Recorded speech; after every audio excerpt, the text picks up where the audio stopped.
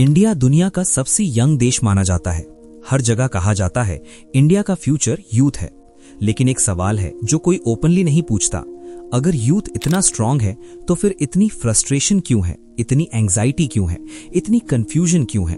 ये video politics के बारे में नहीं है, ये किसी पार्टी के खिलाफ नहीं है, ये वीडियो एक रियलिटी चेक है, एक ऐसा क्राइसिस जो लाउड नहीं है पर हर घर के अंदर चल रहा है। माइंड पार्ट 2, नंबर्स जो सच बोलते हैं।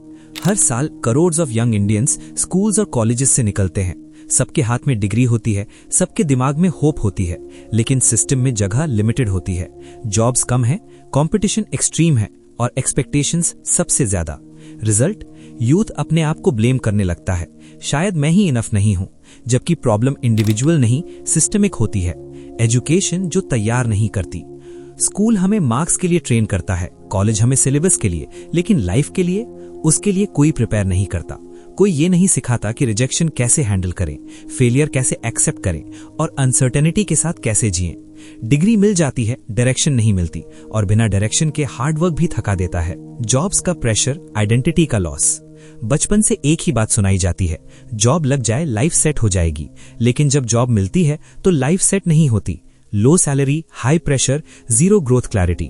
यूथ का काम सिर्फ काम करना नहीं होता, अपनी वैल्यू प्रूव करना भी होता है।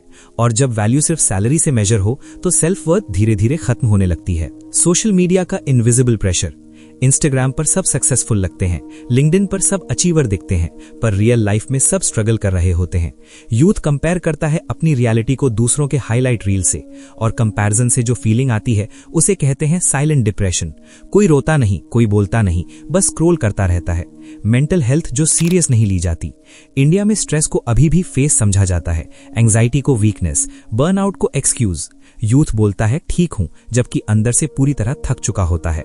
हेल्प मांगना वीकनेस नहीं होती, लेकिन सिस्टम ने यूथ को यह महसूस करा दिया है कि चुप रहना ही सेफ है। फैमिली एक्सपेक्टेशंस का वेट। पेरेंट्स का इंटेंशन गलत नहीं होता, वो सेफ फ्यूचर चाहते हैं, लेकिन सेफ्टी का डेफिनेशन अक्सर प्रेशर बन जाता है। शर्मा जी के बेटा ने कर लिया, तुम कब करोगे।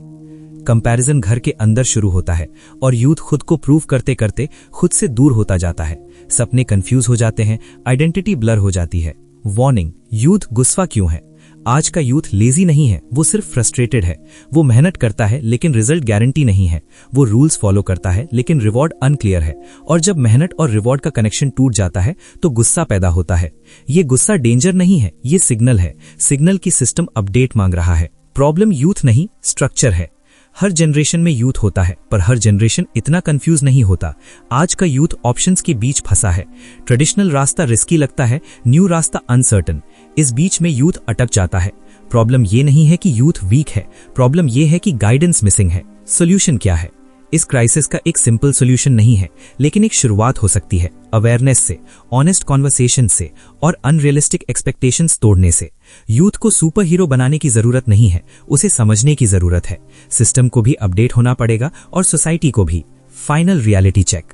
इंडिया का यूथ क्राइसिस फ्यूचर की बात नहीं है, ये प्रेजेंट की रियलिटी है।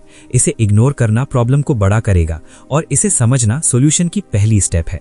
यूथ प्रॉब्लम नहीं है, यूथ पोटेंशियल है, बस उसे प्रेशर नहीं डायरेक्शन चाहिए। ये कहानी यहीं खत्म होती है और समझने वालों के लिए यहीं से शुरू होती है।